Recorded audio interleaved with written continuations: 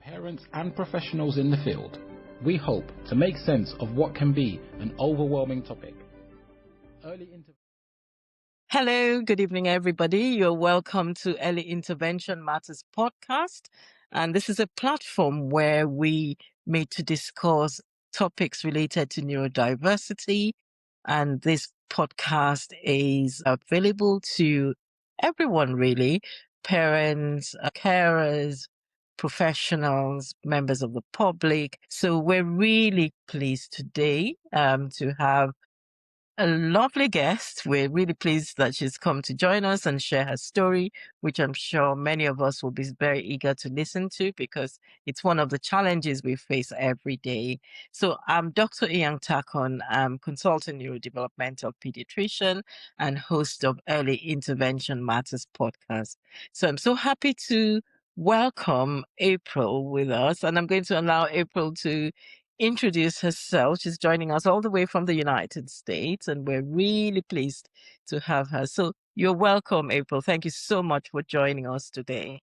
Thank you so much for inviting me because it's a very needed topic that gets overlooked. Yeah. So thank you. Can you introduce yourself to our audience? Sure. So my name is April Ratchford. I am a licensed occupational therapist here in Kentucky in the United States. I was late diagnosed autistic, figuring it out as I started the podcast. Prior to becoming an occupational therapist, I was a nurse for 16 years and switched my major when my son finally got his diagnosis. My entire family is autistic. My sister is an autistic Audi. Her son is autistic. Daughter's autistic, and her youngest son is also autistic, but every single one of them have degrees. And I started this podcast for my own son because he had difficulty transitioning from high school into the adulthood. There was no transition for him. They gave us a piece of paper for voc rehab, and that was it. And I was like, I'm sorry, that's it. Because by profession, I do long-term care rehab. I don't do anything with pediatrics. And so I had to get out here and OT my own kid because there was nobody out there to do it for him. He ended up going to college after I kept him out for a year because he wasn't mature enough to do his ADLs on his own. He went to college, did horribly the first time around at 19. And that's due to a lot of executive functioning, the maturity that when you're on a college campus, you are fully independent. So your schedule is your own. He failed out. He came home. He was depressed. He was sad because he wanted to do so much. He had dreams of his own. He wanted to be a video game designer. So I had to figure out, how do I get him from A to B? And what I made him get a job so he would have to interact with people and understand you can't just lay around and play video games all day. I'm not going to be here forever. So he worked at Kroger's for a couple of years, and then he realized this is not what I want to do for the rest of my life. I was like, great, you got the picture. We figured out there are universities here in the United States that have autism specific supports. And he ended up being accepted at Marshall University, who I am so grateful for. They really cater to their neurodivergent population. So like when other schools shut down for holidays, they don't. They allow the students to keep staying on the campus and keep on schedule. They just have to let the housing know they're staying, and so their meal cart isn't shut off. So my son did that.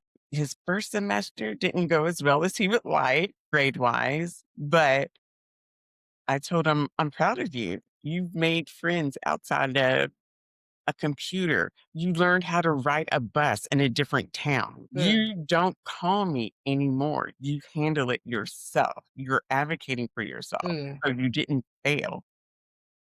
So the spring semester, he figured it out and he came back with a 3.08 GPA. And he's now in summer school toting an A in English. Wow, that's an awesome story. Congratulations, April. Thank you. And I'm so pleased that this is the reason why I brought you here, because I connected with you on Podmatch, and because of my field of neurodevelopmental pediatrics, one of the difficulties that we face is actually long term. We're very much in the medical model, and we see people, we do the assessment, we do the diagnosis. Part of my frustrations had always been the holistic support for young people going through this journey.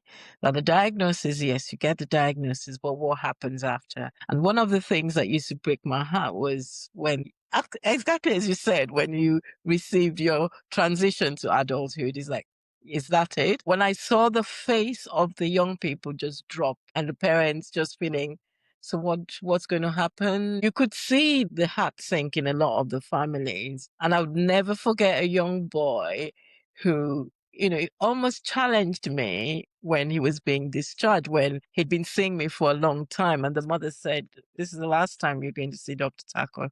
He said, "Why?" And the mother was explaining, you're going to adult services. He said, "But I'm not ready to go yet." And the mother said, "Well, when you turn 18, you have to go." And he said, "No, but does everything just change when I'm 18? I still got the difficulties I had before." And that really stuck with me for a long time, because he was right. And all the things he was saying was right. And there was nothing else that was going with him. And people were just dropping him from other services. "Oh, you're 18 now, so bye." And I just kept feeling for these families, because the truth is they were going to now navigate the world on their own. And so when I saw your podcast, I said, "No, I really want April to come in and speak to our audience." So you've told us what led you into occupational therapy and podcasting. How has your lived experience shaped the way you understand autism compared with just anybody having the training?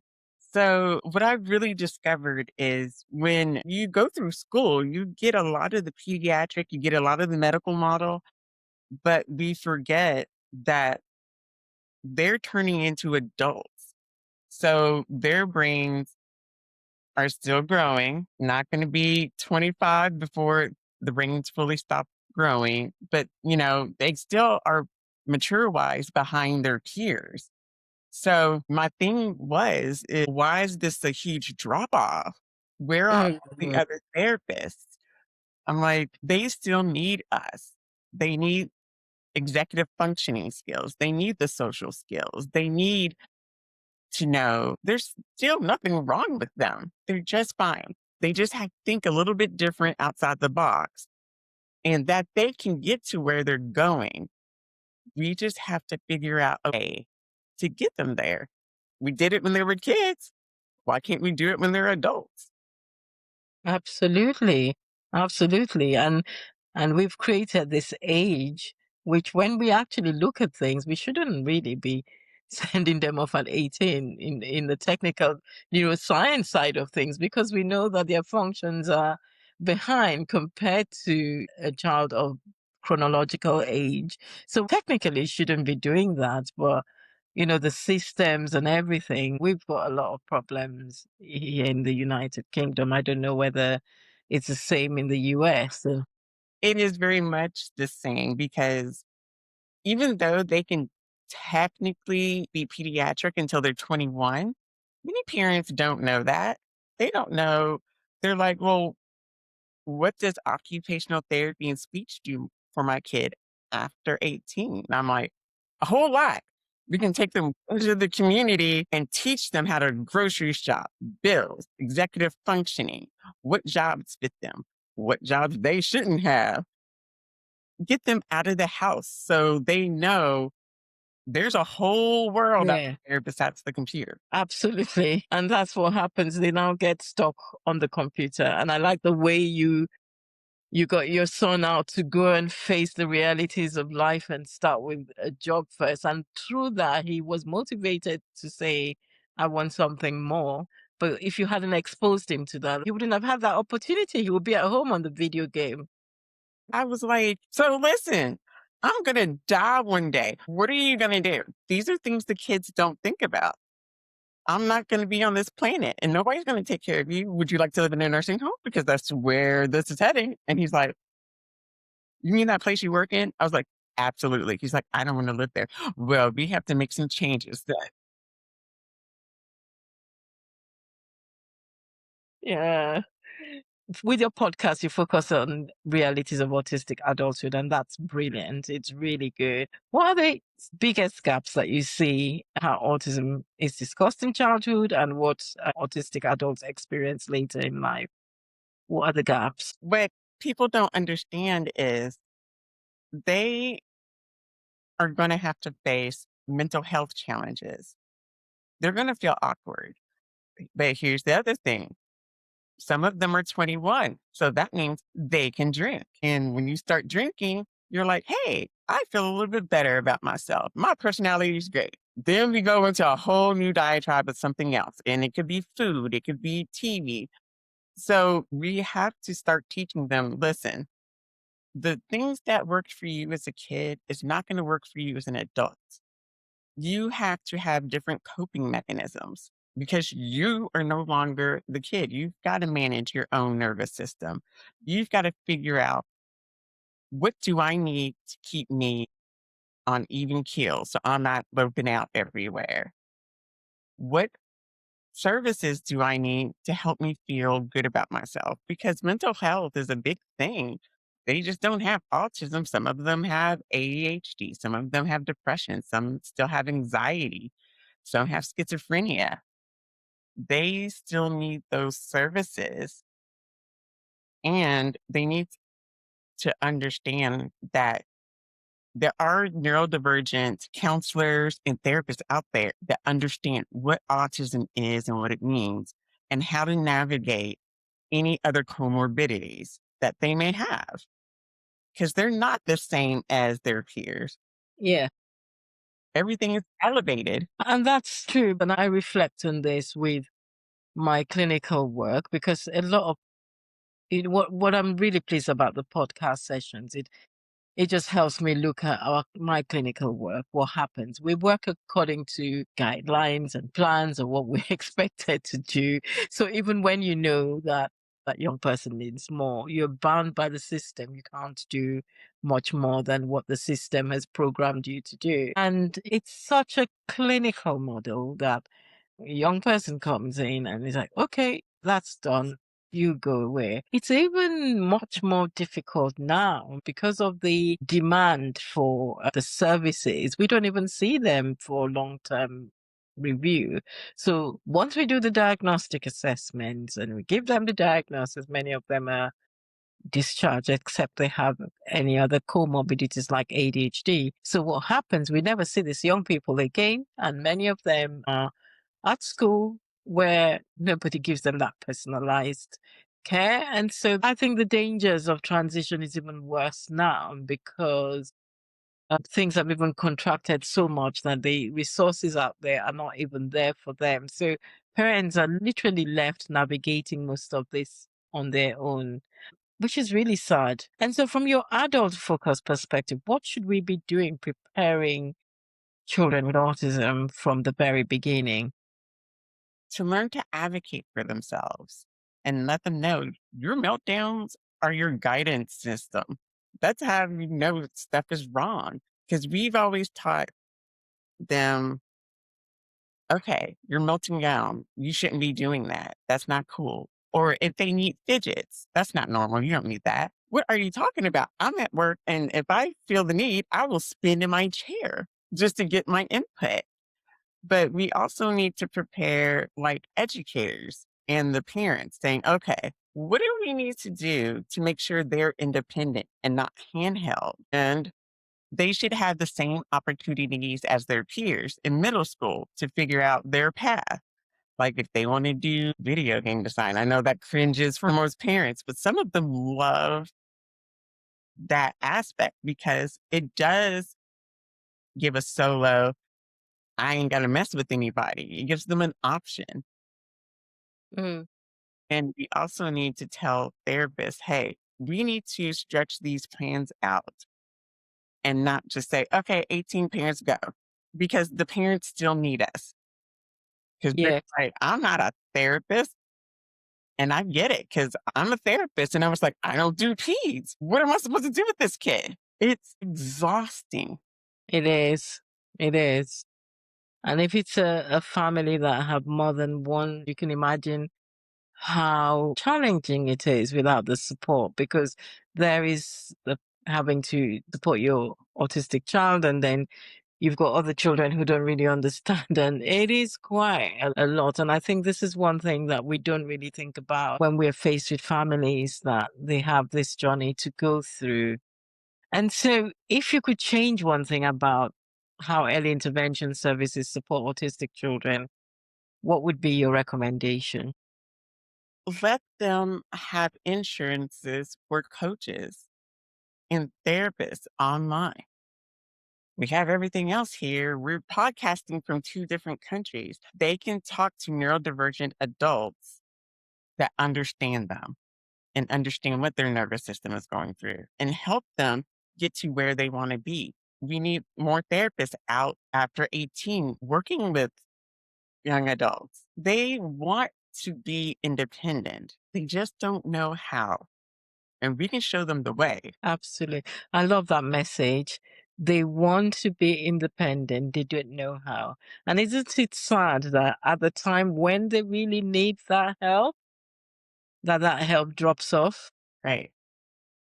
It is quite sad when you think about it, that they are getting parental guidance to a particular age, and at the time they need that support to actually navigate independence. Even for a neurotypical child, now, independence is not easy. So you can imagine a child with autism trying to navigate that without the support. It's quite hard. And just for our audience, April, what would you define as independence? Independence, in my opinion, is when they're able to perform tasks on their own, but realize I need help and initiate, hey, I need your help to help me understand what everything is going on.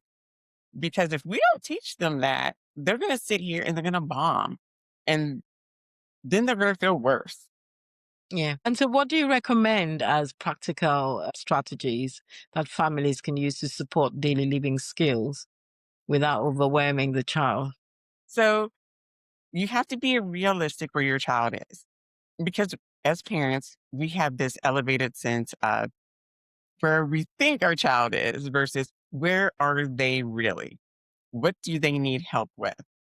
Because for my son, I knew he was smart. I knew he was brilliant. Yet we were not doing our own laundry and brushing our teeth and taking a shower. And I was like, okay, you have to start small and build.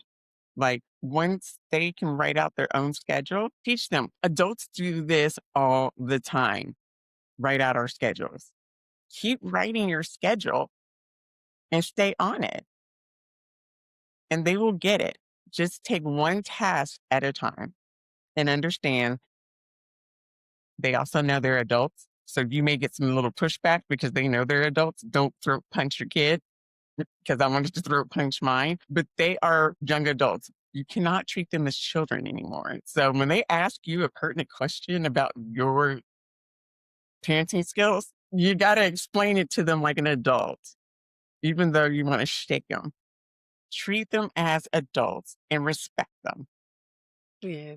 And they will get it. They will be like, I think I do some things. And don't feel like you have to rush them out of your house. That is like the thing we have taught in Western society, 18, bye. But my 27-year-old nephew is still living with my sister.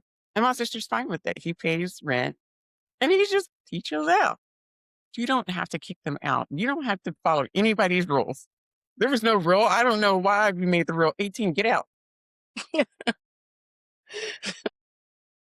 But if they have your support, they will get there. It's challenging, especially when you have multiple children, because some of them may still be in school Yeah.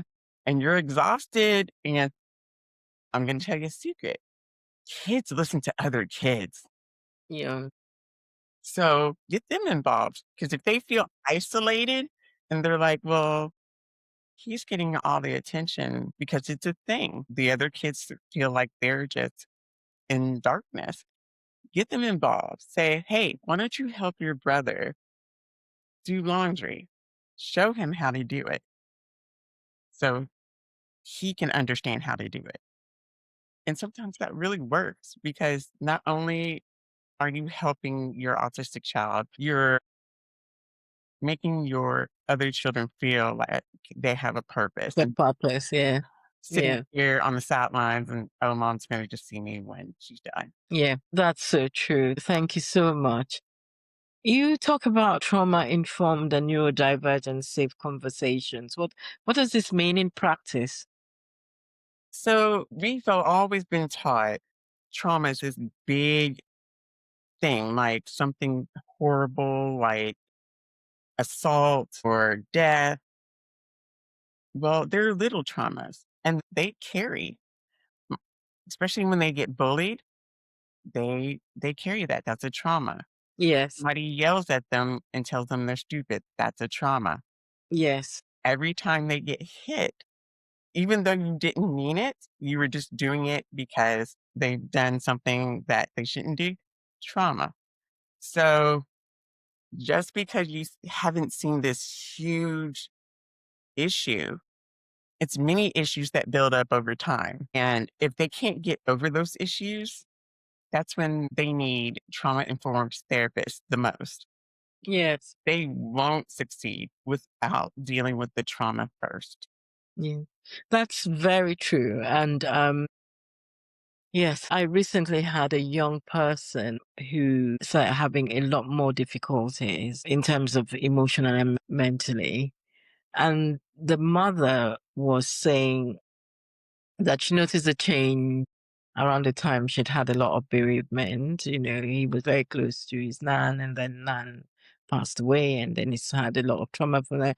But apart from that, she believes part of the trauma came from the school that he had been in and the way that eventually he had to be taken out of school because things were being much more difficult. And now and again, he would wake up in the night and begin to repeat some words, but he couldn't actually say what specifically had happened. Rather, he would sometimes say sibling had, hit him and all that, which they hadn't. So there's been some trauma there that this young person is processing and has not been able to move from it. And it's quite sad because then you think, do people really realize that when we say these things to them or do these things, that it does stick for a long time? I don't think people realize that. They think, oh, they're adults. They just forgot it. I'm like, that's not how that works for autistic people. We carry that in our nervous system. It doesn't go away. My son remembers trauma all the way back to elementary school. And he's 24 now. And he can say who it was, the date. And I'm like, you're still holding on to that. I think you need to drop it. He said, I'm seeing my therapist on campus. I'm like, well, that's a good thing. But I don't think we realized that Yeah.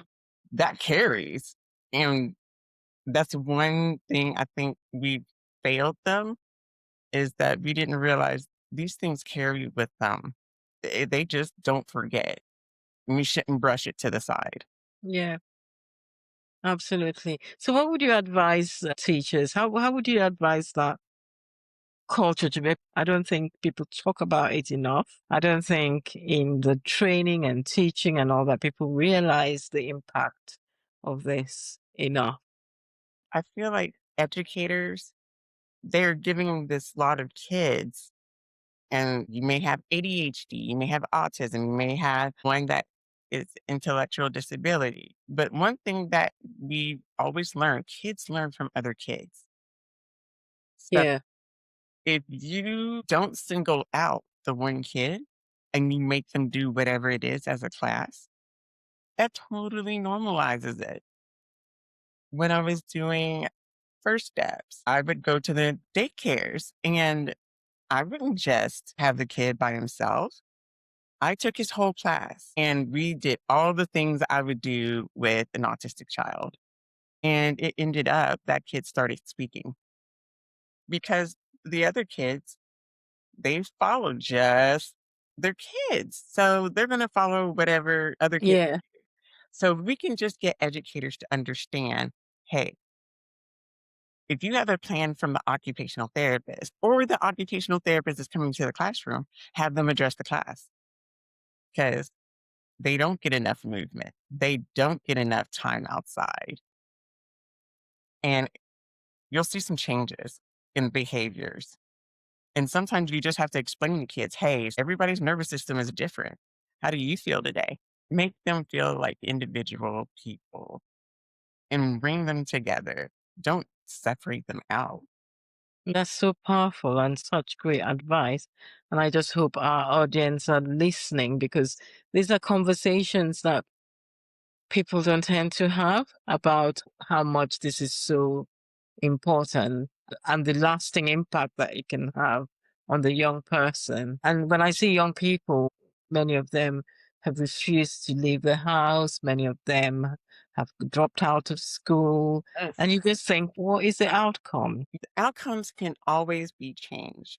We just have to understand that not everything is going to fit our autistic kid, right? It's not going to just fit, but they can still thrive and they can still be independent. We just see it as a different way. Mhm. So it may not be he can live by himself and pay the bills. Mm, It may be he can live by himself because he can do all his ADLs and go to his job, but you have to pay the bills so he doesn't get overwhelmed. mm, And you can set up like trust for those kids for after you're gone. So that continues and they can continue to be individuals and individual adults. Some kids, they just don't want to leave home. They like home. Home is safe. mm. Don't feel like you have to throw them out. Let them be an adult in your house. I mean, does it go? Exactly. Exactly. And like you said, there's just this rush to say, oh no, they have to go and live independently. Why? If that's not what they're really pushing out for, they can be independent and still live in your house. You don't have to set that magic cutoff age for them to go away. From your conversations, there needs to be more emphasis on making sure people with autism are thriving. And in terms of parents, what should parents begin to do in terms of advocating for their child? Because there are barriers, lots of barriers in society. We've talked about some of that.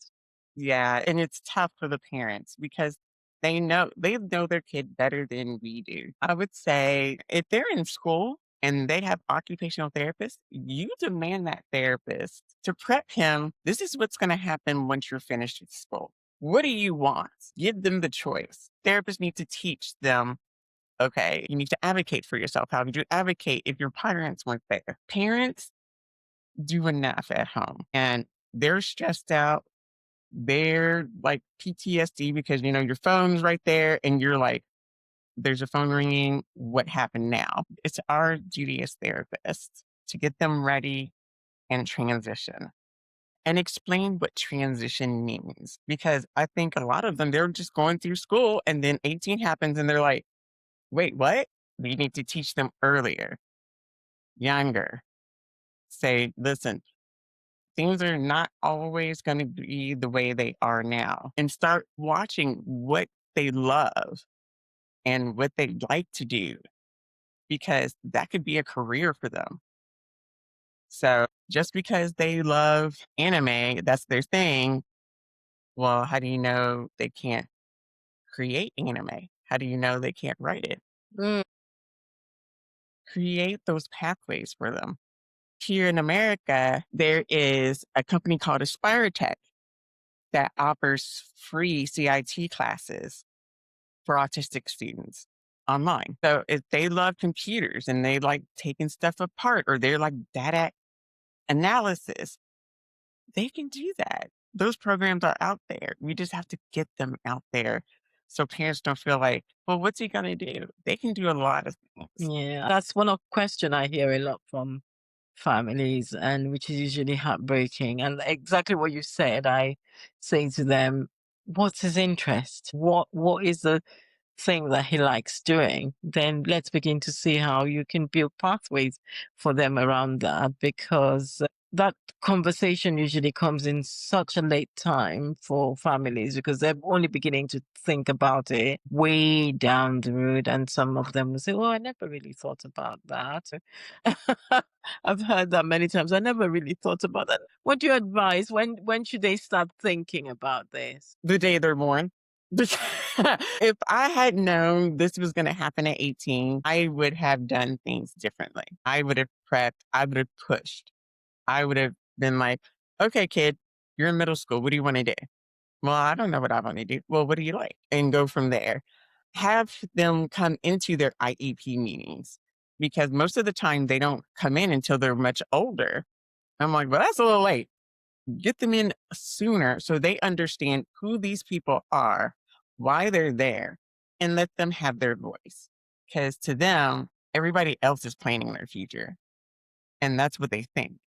But they should be planning their own future. So let them go in and do what they want. Will it change? Absolutely. How many times have you changed your majors in college? Like, they're going to change.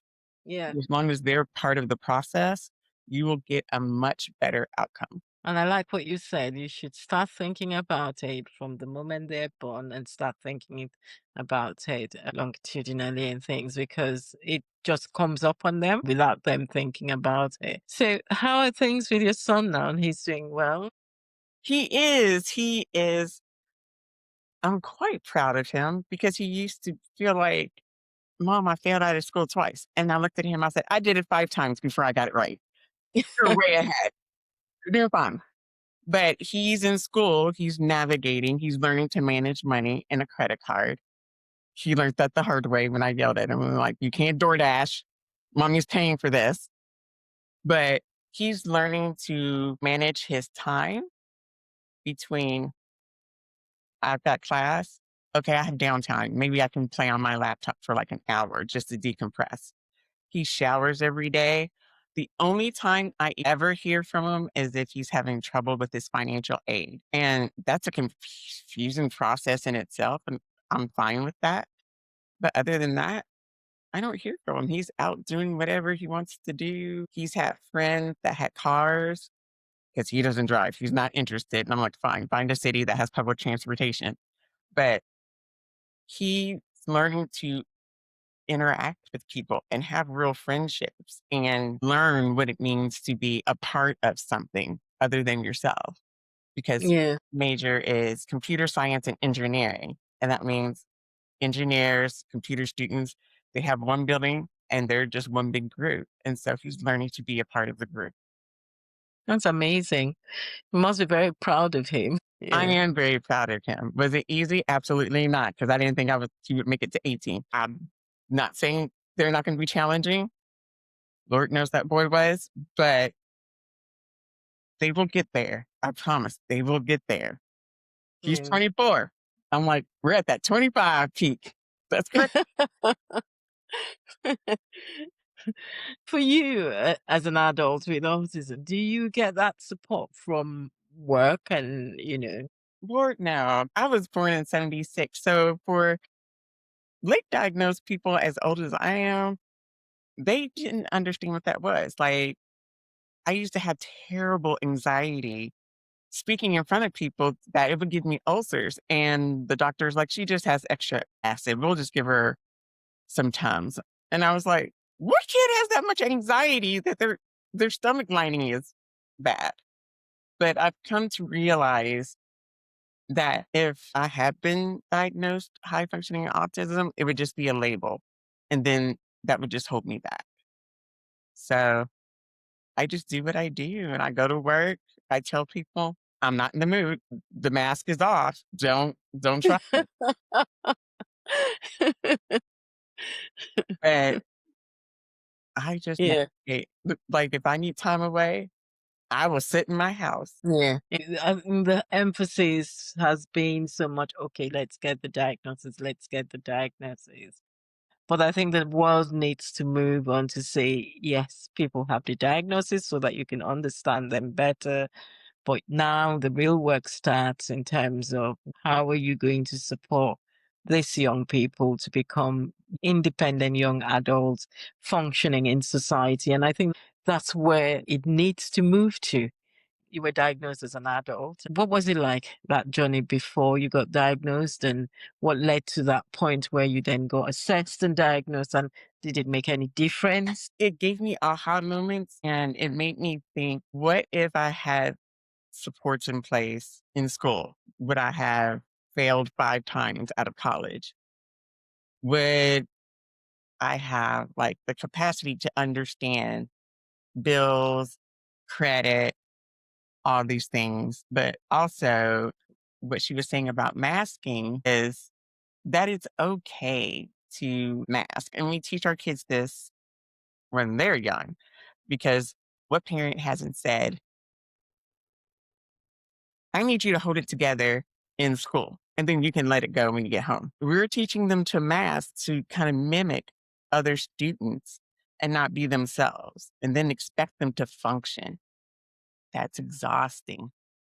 Like, as an occupational therapist, I have to be professional. I have to say things professionally, explain things to parents who get on my nerves or to patients that get on my nerves. And then when I get home, it's verbal diarrhea because I'm home. Yeah. But we have to understand the kids are masking at school, they may mask at their jobs. We need to make home safe that they can be themselves. And that's what I learned with my kid as an autistic adult. He was masking in school, but when he got home, he was just hyper weird little kid. And I was fine with that. I just needed him to hold it together in school.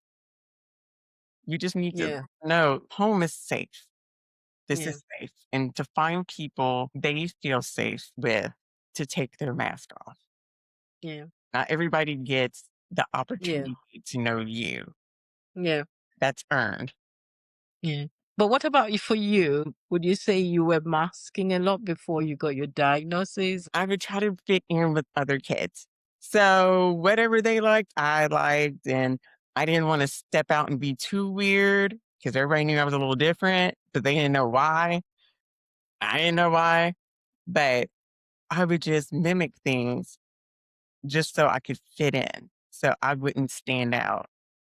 And I didn't realize how exhausting that was because every day from school, even in high school, I would have to take a nap for like 2 hours.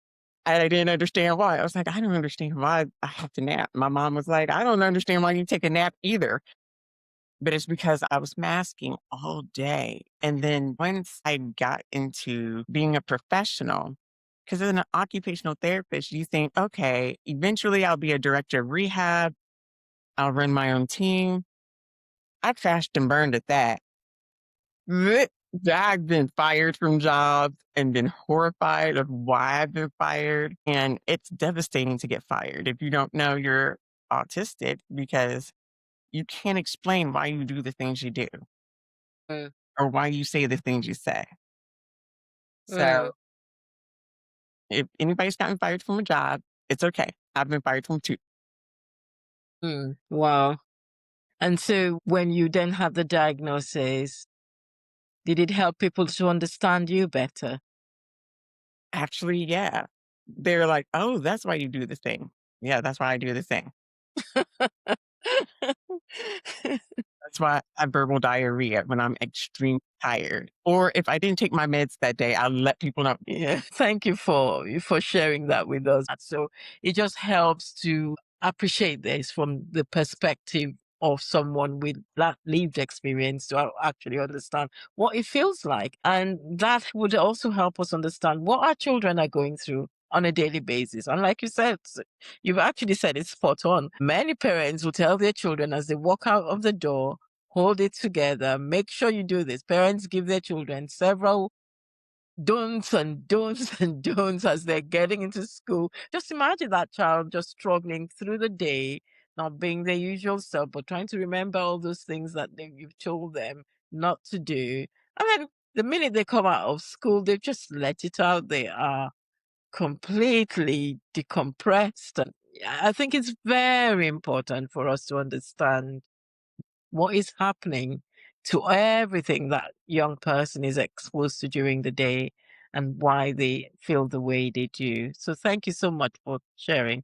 Now, talking about your podcast, which has been very, very successful with millions of downloads, why do you think people are hungry to hear when it comes to autism? I think it's because a lot of people have never met an autistic occupational therapist. Because a lot of the times we hide who we are because we're supposed to be therapists and we can't be weird. And when I run my podcast, I just say whatever I want and I let my guests say whatever they need to say.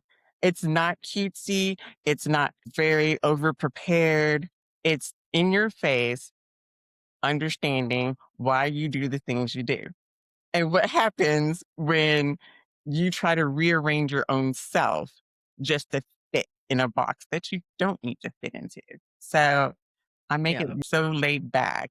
And I always have my son in mind when I do my podcast. I'm like, would he listen to this? And I'm like, yeah, he might listen to this episode.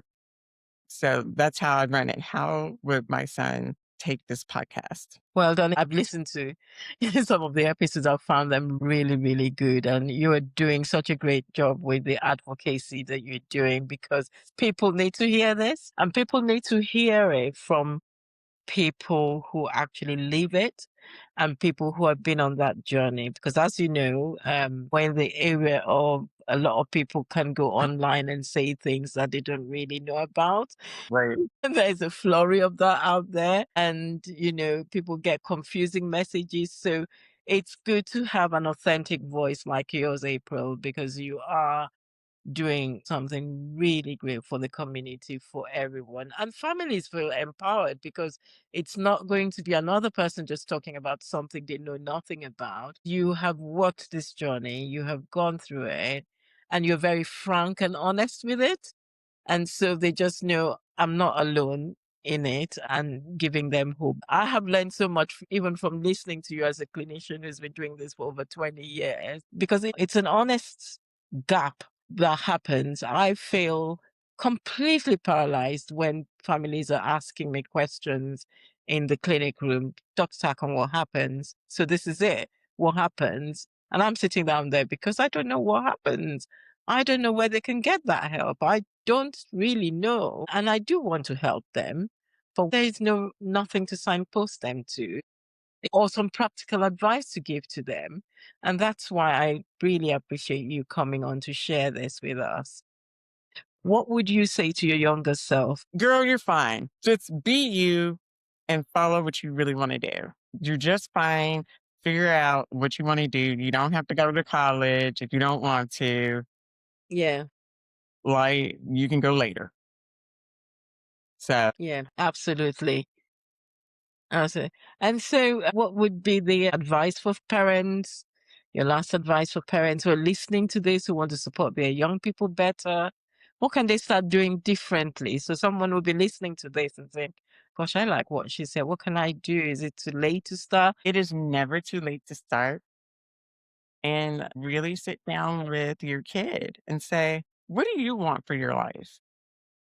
And sometimes that makes them really think and they start talking and get to know your kid because we're so busy being parents, we don't know who they are. Say, hey, what do you like? List all the things you like, and they will be so grateful for it. Because sometimes nobody has ever asked them that question. No one's ever Yeah. asked. Yeah, it's true. And they've kind of lived this life of dependence. Nobody's ever asked them. And for professionals, what would you say? So professionals who are looking after young people with autism, clinicians, therapists, what would you say to them? It's time we prepare them for their future like we would any other kid because they do have futures after 18.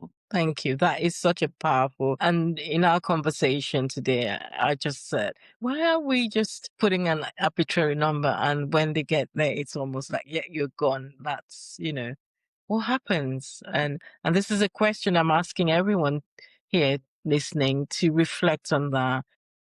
18, it doesn't stop their growth and their learning.